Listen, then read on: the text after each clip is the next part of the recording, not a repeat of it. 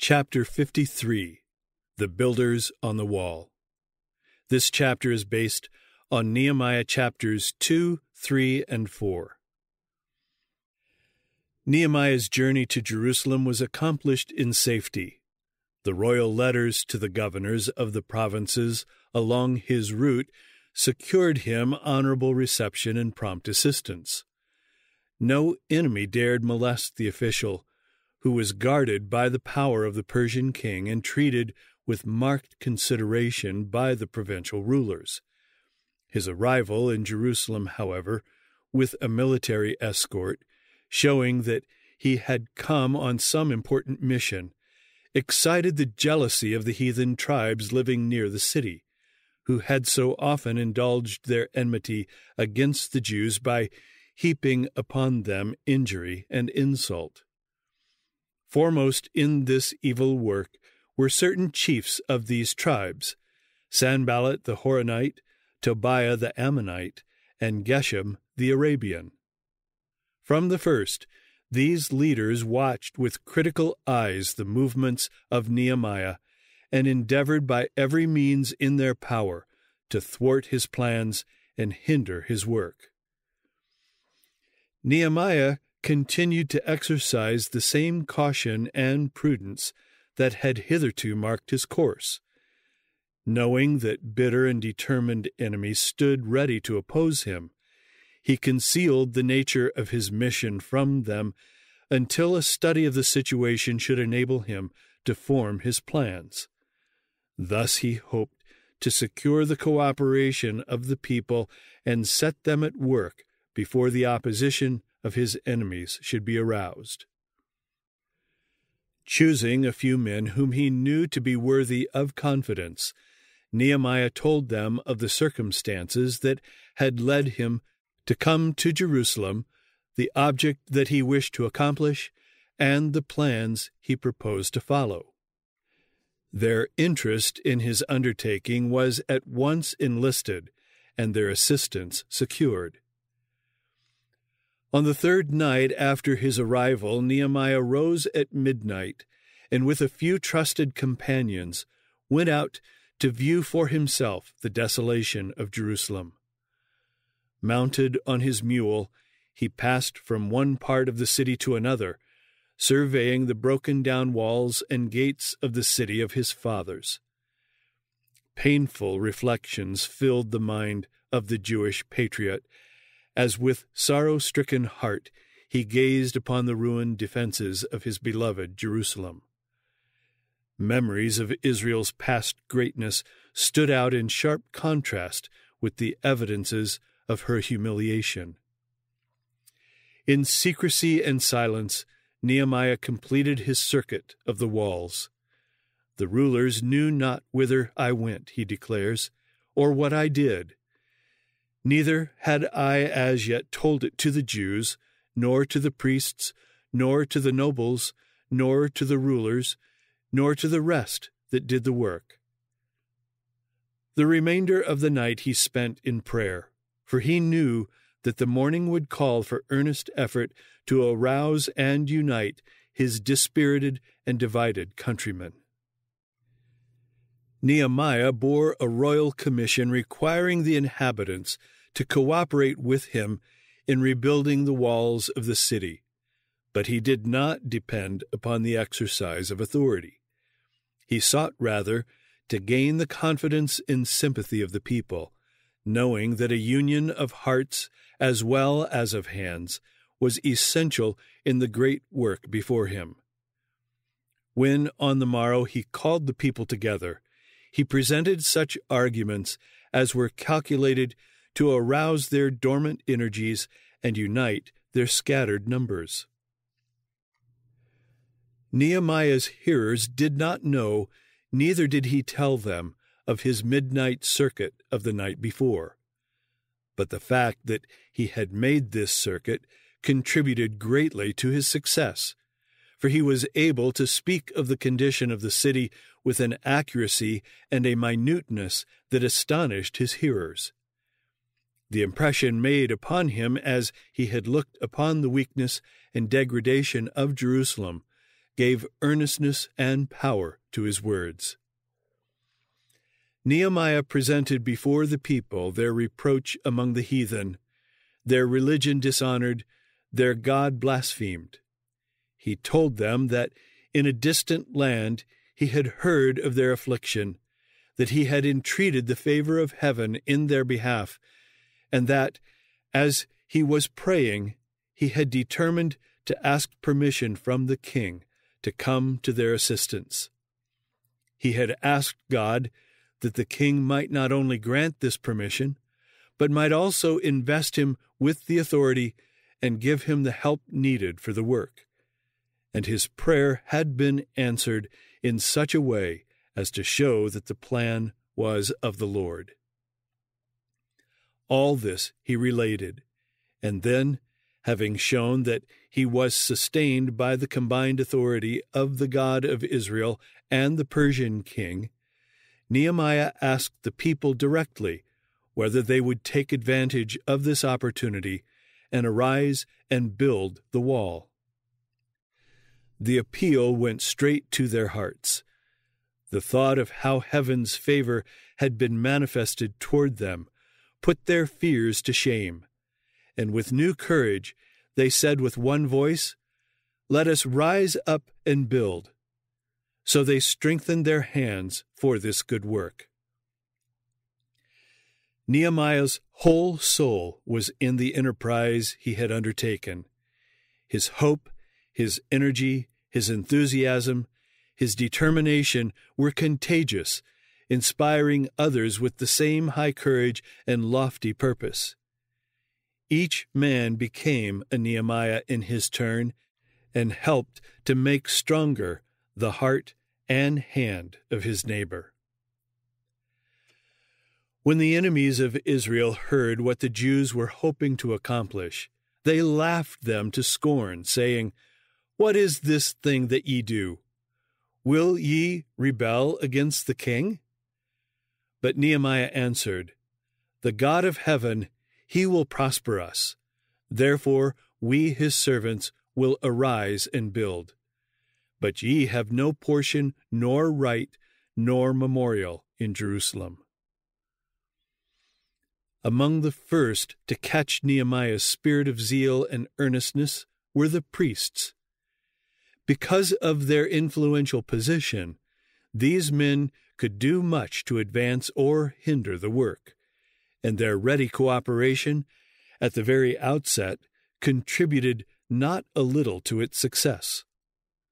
The majority of the princes and rulers of Israel came up nobly to their duty, and these faithful men have honorable mention in the book of God. There were a few, the Tekoite nobles, who put not their necks to the work of their Lord. The memory of these slothful servants is branded with shame and has been handed down as a warning to all future generations. In every religious movement there are some who, while they cannot deny that the cause is God's, still hold themselves aloof, refusing to make any effort to help.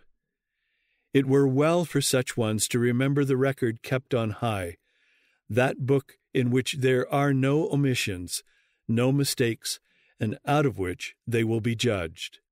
There, every neglected opportunity to do service for God is recorded, and there, too, every deed of faith and love is held in everlasting remembrance. Against the inspiring influence of Nehemiah's presence, the example of the Tekoite nobles had little weight. The people in general were animated by patriotism and zeal.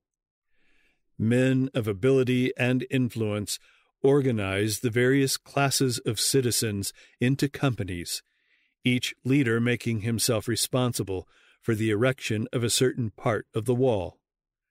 And of some it is written that they builded every one over against his house.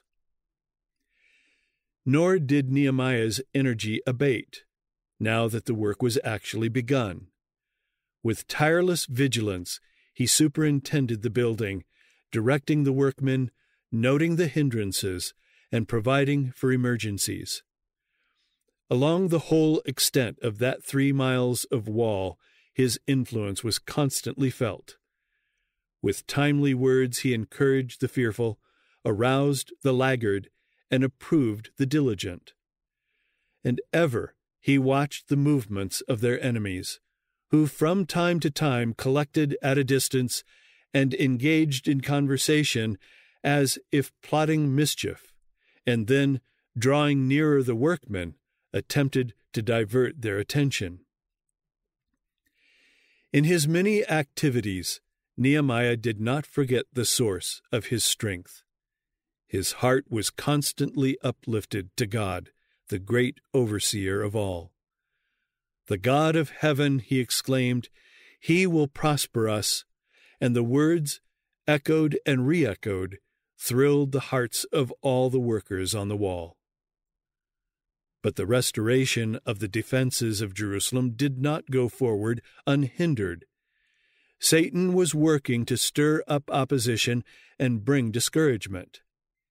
Sanballat, Tobiah, and Geshem, his principal agents in this movement, now set themselves to hinder the work of rebuilding. They endeavored to cause division among the workmen. They ridiculed the efforts of the builders, declaring the enterprise an impossibility and predicting failure. "What do these feeble Jews?" exclaimed Sanballat mockingly. "Will they fortify themselves? Will they revive the stones out of the heaps of the rubbish which are burned?" Tobiah, still more contemptuous, added, "Even that which they build, if a fox go up, he shall even break down their stone wall." The builders were soon beset by more active opposition. They were compelled to guard continually against the plots of their adversaries, who, professing friendliness, sought in various ways to cause confusion and perplexity and to arouse distrust.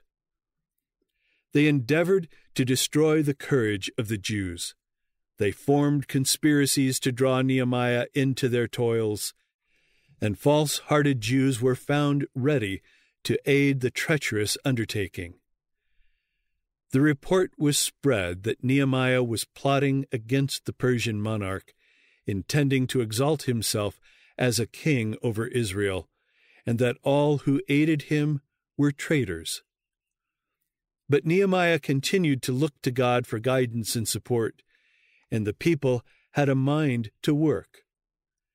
The enterprise went forward until the gaps were filled and the entire wall built up to half its intended height. As the enemies of Israel saw how unavailing were their efforts, they were filled with rage.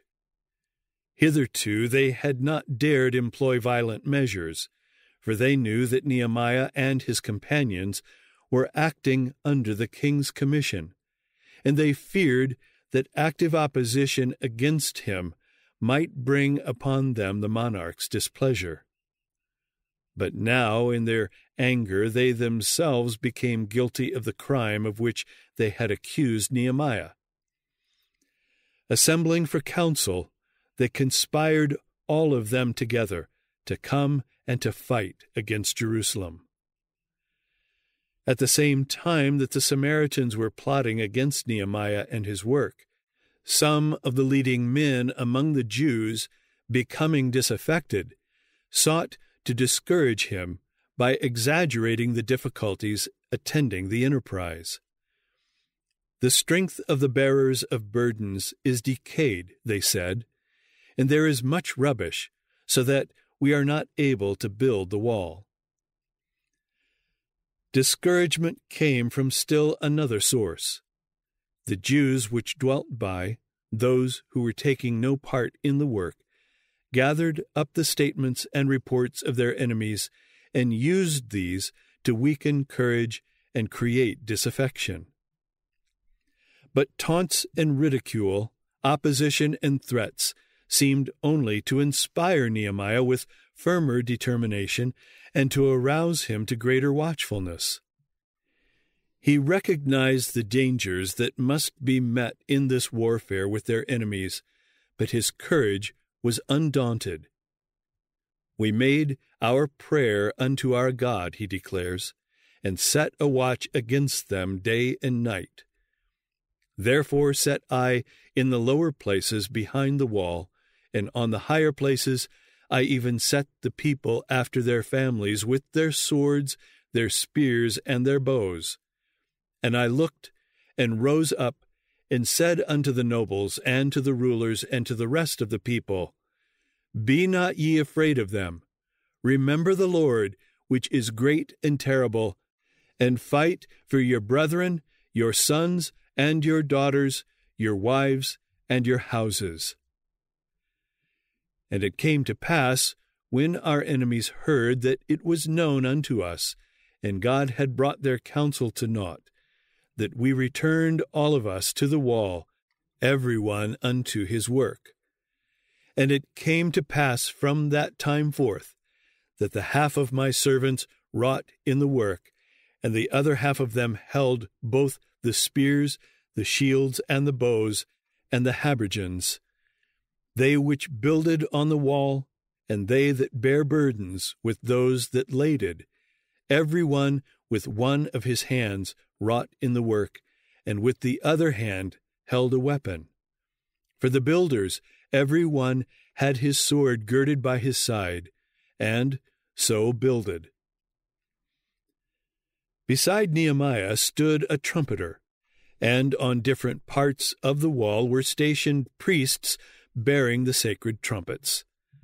The people were scattered in their labors, but on the approach of danger at any point, a signal was given for them to repair thither without delay. So we labored in the work, Nehemiah says, and half of them held the spears from the rising of the morning till the stars appeared. Those who had been living in towns and villages outside Jerusalem were now required to lodge within the walls, both to guard the work and to be ready for duty in the morning. This would prevent unnecessary delay, and would cut off the opportunity which the enemy would otherwise improve of attacking the workmen as they went to and from their homes. Nehemiah and his companions did not shrink from hardship or trying service. Neither by day nor night, not even during the short time given to sleep, did they put off their clothing or lay aside their armor. The opposition and discouragement that the builders in Nehemiah's day met from open enemies and pretended friends is typical of the experience that those today will have who work for God. Christians are tried not only by the anger, contempt, and cruelty of enemies, but by the indolence, inconsistency, lukewarmness, and treachery of avowed friends and helpers. Derision and reproach are hurled at them, and the same enemy that leads to contempt at a favorable opportunity uses more cruel and violent measures. Satan takes advantage of every unconsecrated element for the accomplishment of his purposes. Among those who profess to be the supporters of God's cause, there are those who unite with his enemies and thus lay his cause open to the attacks of his bitterest foes. Even some who desire the work of God to prosper will yet weaken the hands of his servants by hearing, reporting, and half believing the slanders, boasts, and menaces of his adversaries. Satan works with marvelous success through his agents, and all who yield to their influence are subject to a bewitching power that destroys the wisdom of the wise and the understanding of the prudent. But, like Nehemiah, God's people are neither to fear nor to despise their enemies. Putting their trust in God, they are to go steadily forward, doing his work with unselfishness, and committing to his providence the cause for which they stand. Amidst great discouragement, Nehemiah made God his trust, his sure defense. And he who was the support of his servant then has been the dependence of his people in every age. In every crisis, his people may confidently declare, "If God be for us, who can be against us?" Romans 8, verse 31. However craftily the plots of Satan and his agents may be laid, God can detect them and bring to naught all their counsels. The response of faith today will be the response made by Nehemiah. Our God shall fight for us, for God is in the work, and no man can prevent its ultimate success.